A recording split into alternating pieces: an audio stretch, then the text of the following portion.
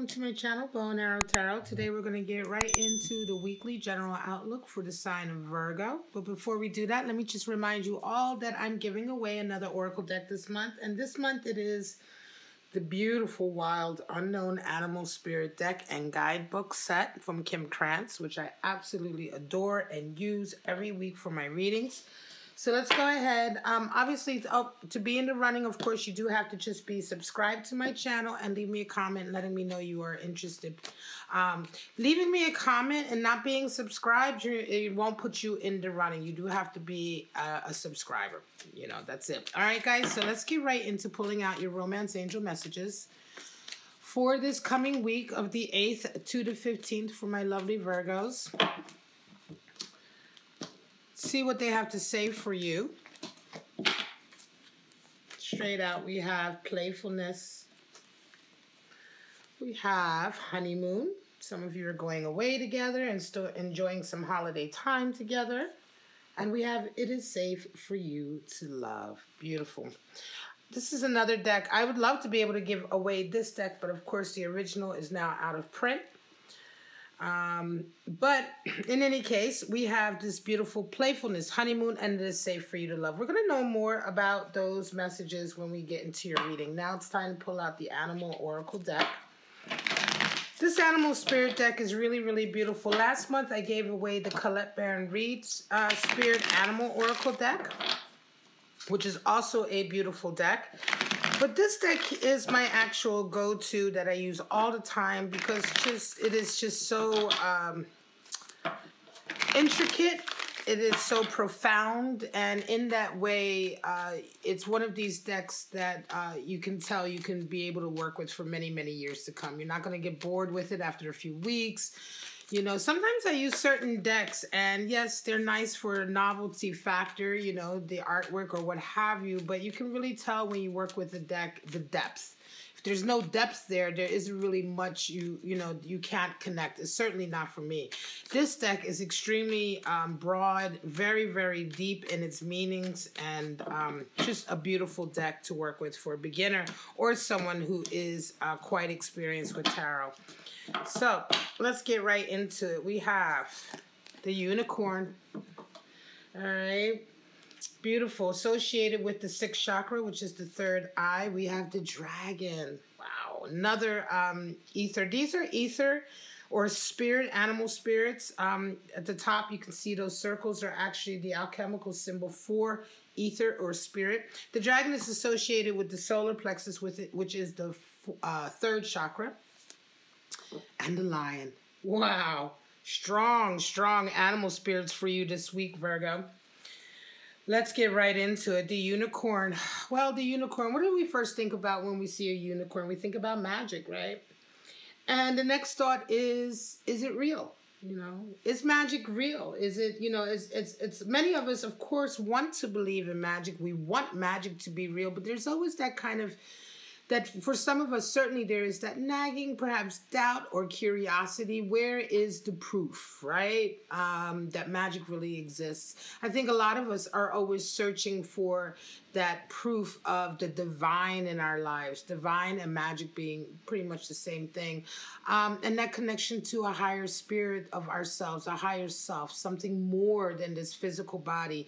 The spirit of the unicorn comes into our life when it is, when we are being asked to a certain degree to have curiosity about these things, have curiosity and faith, right? Also a little bit of faith, right? It could be that, you know, you are at a time in your life where you really could use some sort of reaffirmation of the connection between the material and the spirit, a reaffirmation that the divine is there, that the spirit is there. You know, of course, if you're watching a tarot reading, you know, you to a certain degree, you already believe it, right? But still, the spirit of the unicorn comes into our lives when we are being asked to be even more curious about it, dig deeper, right? And certainly open up that 3rd eye to the possibilities. You have to be open to the possibilities, and you have to have a little bit of faith in order for the reaffirmation to come in. Now, the dragon. The dragon is the actual connection to our higher self, right? It is always watching. And in this way, our higher selves are always watching what we do, always there, you know. It is connected, right? And the dragon really is our inner guide, our inner teacher, our inner guide. Sometimes the dragon, the spirit of the dragon comes into our lives when we are indeed being guided in some way by the divine, guided in some way by our higher selves, right? And in this way, you know, our higher selves, our spirit self is always with us, and at the right time will sort of push itself through or present itself more when that connection is there. These are really good animal spirits to have together. The unicorn and a dragon, the third eye and a solar plexus connection, because you know, the dragon is that actual tether between ourselves and our spirit, you know, and we feel it within us, right? We feel it. We feel that connection. And it's a strong animal spirit to come into our lives when we certainly need to have when we need our confidence in ourselves sort of increased, right? Or when we are asking for guidance from ourselves, our higher selves. Now the lion is coming into us as a fire elemental, and the lion is really unbelievably strong animal spirit for self-mastery, right? The lion is absolutely the king of that. Everything that the lion sets its sights on or is paying attention to or focused on is for that purpose, for the purpose of it mastering itself in all areas, mastering its abilities, its mental abilities, its emotional capacity. It's all about being the best lion that he can be or she can be. And a lot of times, of course, the lion is also the animal spirit for, you know, a high sense of dignity and self-confidence, regality. Of course, the lion is very, very regal. And oftentimes we'll come across to certain people as being quite aloof or perhaps inaccessible, unapproachable. But if you look beneath the surface, this isn't the case at all. The lion just simply doesn't have any room in its life for any sort of any extenuating circumstances or trivial connections or, you know, anything that is outside of the scope of mastering something, right? The purpose of its life purpose is so strong. So a lot of times the lion can come across as a little bit, you know, prideful or, you know, haughty, but again, looking deeper, the lion is extremely awe-inspiring and can be inspiring to anyone to make us want to be better, to master ourselves, right? And to not really waste our energy on frivolous sort of engagements, frivolous encounters, frivolous energies and feelings that don't work to really make us better than we are. All right, my lovely Virgos, we are going to go ahead and pull out your 3 forecasts for the week. These forecasts are, of course, intended to be separate from each other. They are intended to be for separate Virgos, so you may only resonate with one reading or a portion of one reading, and that is just fine. Strong animal spirits for you this week, Virgo. Jeez. All right, let's get right into it. Straight out, we have Empress Energy, Queen of Pentacles, and the Star. Wow. All right. So some of you Virgos are coming into the week and you are absolutely taking care of yourself, right? This is all about lion energy to a certain degree with this Empress energy here. The Empress is certainly, you know, a feeling of really taking care of yourself, mind, body, and soul. It is nurturing yourself, right? Maintaining your own creative fertility. The Empress is about standing in her own power and making sure that she saves her best energies for herself so that she can be supportive and nurturing and giving to others, right? But she comes first, and she has to maintain her energy. She has to maintain herself in order to be of any use to anyone else. Talking about taking care of your body, you know, making sure that you are healthy. If you have health issues, if you have body issues that you're not satisfied with, then taking care of that, working on that so that you are feeling good about yourself, working on your environment so that your environment where you live, you know, how you live, where you live, mirrors the type of person that you truly are. Very, very strong sort of, I want to say, self-preservation here. Coming into the week with this energy, you're met with the Queen of Pentacles. Now, this, I believe, is someone that you're going to come across who also has very strong feminine energy, of course, being a queen.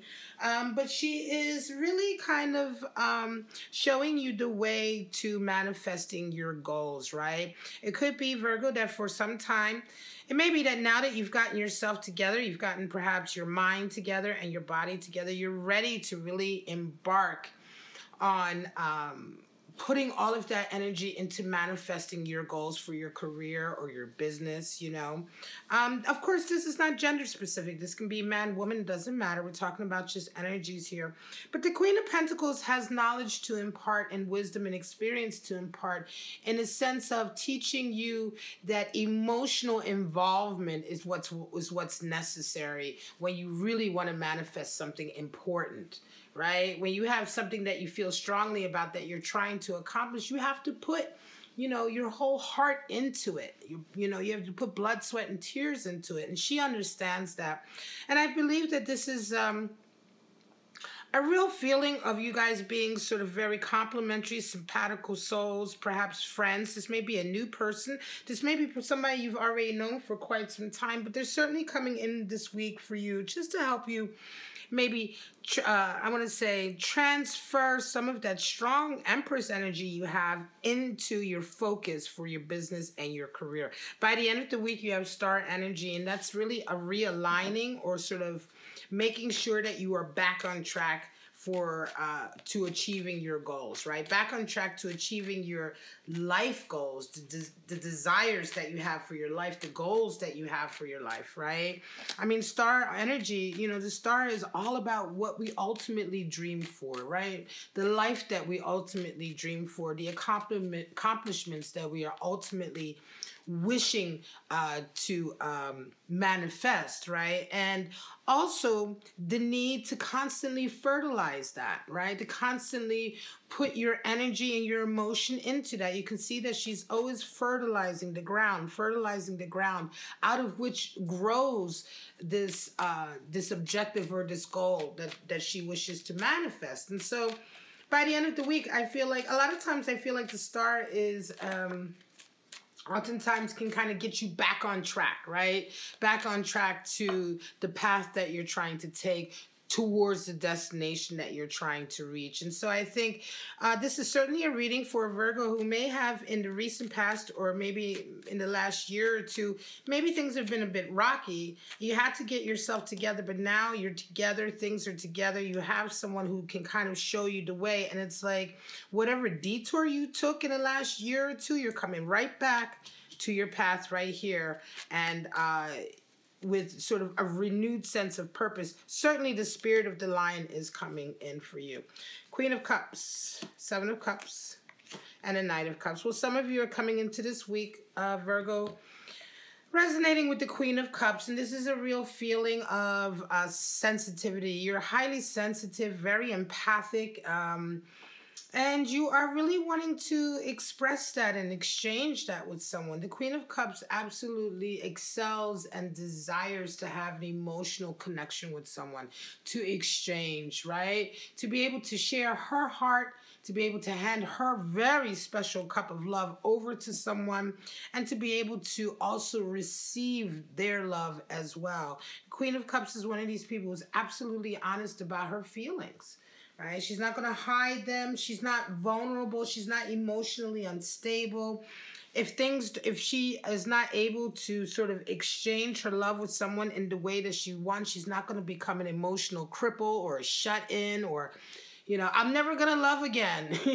This attitude of, well, I'm done with ever loving anybody again. That's a very negative attitude. And the Queen of Cups has such a strong emotional stability that she's not going to fall for that kind of childish behavior. So Virgo, you're resonating with this. You're very, very strong in your heart, very, very strong emotionally, yet you are certainly, I want to say that you are being very nurturing, very giving, also very, very receptive to others' emotions right now.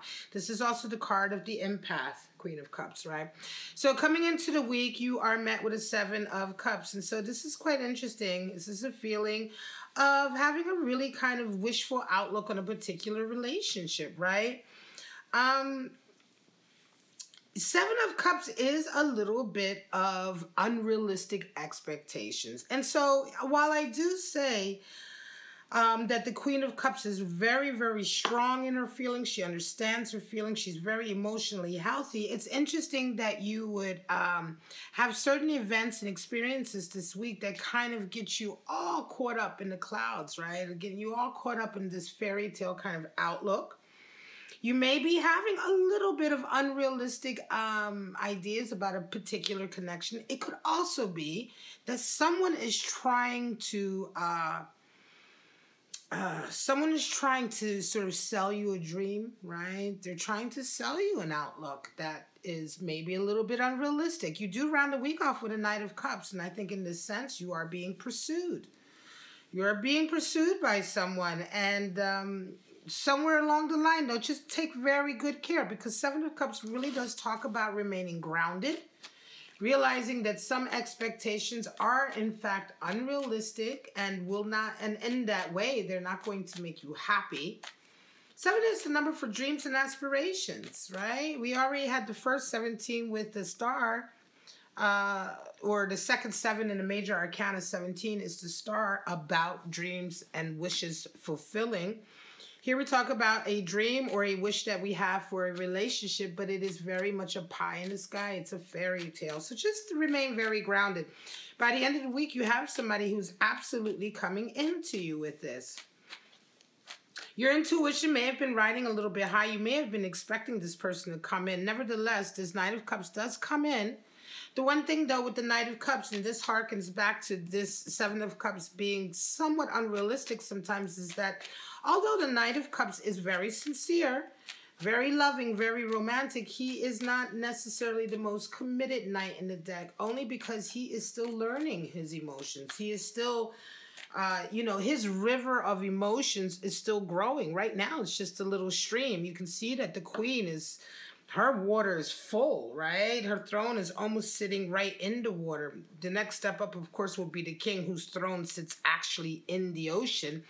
But the Knight of Cups, you can see his water, which is symbolic of his understanding of his emotions, is barely a stream. And so this is why oftentimes somebody who resonates with Knight of Cups, although they can be very romantic one moment, very loving one moment, can very much at the next moment totally change.